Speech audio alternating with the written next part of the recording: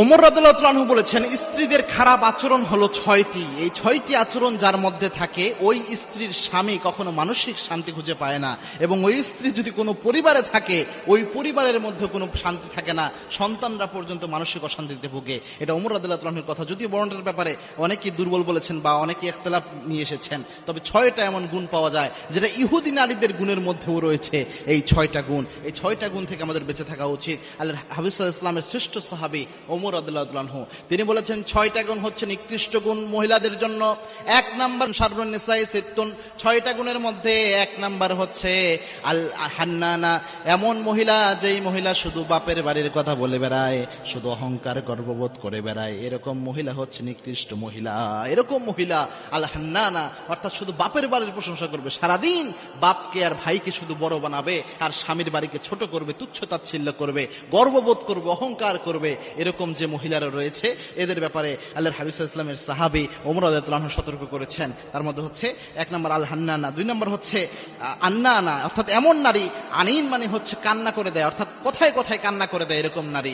আন্নানা, যে নারী কথায় কথায়, যেটাকে নাকে কান্নার স্বভাব থাকে, যে কোনো কিছুতেই কান্না করে দিচ্ছে অথবা যে কোনো কিছুতেই অবজেকশন জানাচ্ছে, এরকম নারী যদি হয়, বেশি অভিযোগ দেয়, কথায় কথায় কান্না করে, এরকম নারীকে আল্লাহর হাবিব সাল্লাল্লাহু আলাইহি ওয়াসাল্লাম শ্রেষ্ঠ সাহাবী ওমর রাদিয়াল্লাহু আনহু তিনি সবচেয়ে নিকৃষ্ট নারী হিসেবে উত্থাপন করেছেন, নিকৃষ্ট নারীর গুণ হিসেবে উত্থাপন করেছেন। 3 নাম্বার হচ্ছে আল মান্নানা, অর্থাৎ কোনো কাজ করলো অথবা কোনো উপকার করলো, এটা বারবার বলে বেড়ায় যে আমি অমুক কাজ করলাম, আমি এই কাজ করলাম।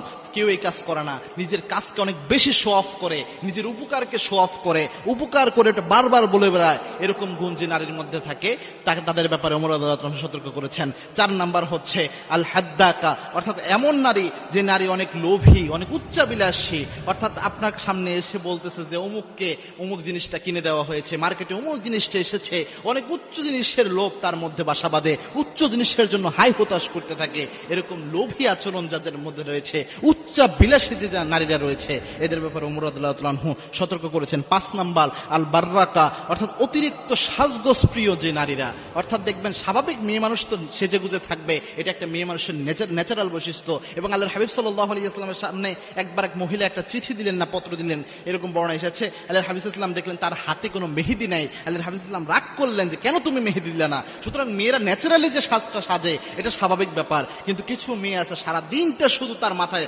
সাজগোজ নিয়ে পড়ে থাকে, মার্কেটে কোন সাজগোজের জিনিসটা নতুন এসেছে, পার্লারে কয়দিন পরে যাওয়া হবে, যাওয়া হলো না হলো, এইগুলো নিয়ে সারাদিন মেতে থাকে। এরকম নারীর ব্যাপারে ওমর রাদিয়াল্লাহু আনহু সতর্ক করেছেন। আর সর্বশেষ সেটা হচ্ছে as-সাদ্দাকা, অর্থাৎ এমন নারী যেই নারীরা চিবিয়ে চিবিয়ে কথা বলে। চিবিয়ে চিবিয়ে কথা বলা বলতে, অর্থাৎ দেখবেন আপনাকে কোনো কথা বলতেছে, কথা হয়তো অল্প পরে, কিন্তু চিবাইয়া চিবিয়ে এমন ভাবে কথা বলে যে আপনার জ্বলে পড়ে যাবে, এরকম কথা বলবে সে। অর্থাৎ শুধু আপনার সাথে না, অনেক অন্য মহিলার সাথে বা অন্য পরিবারের অন্য কোনো সদস্যদের সাথে চিবাইয়া চিবাইয়া খোটাইয়া খোটাইয়া বিভিন্ন জিনিস তুলে ধরবে, খুঁচিয়ে খুঁচিয়ে কথা বলবে।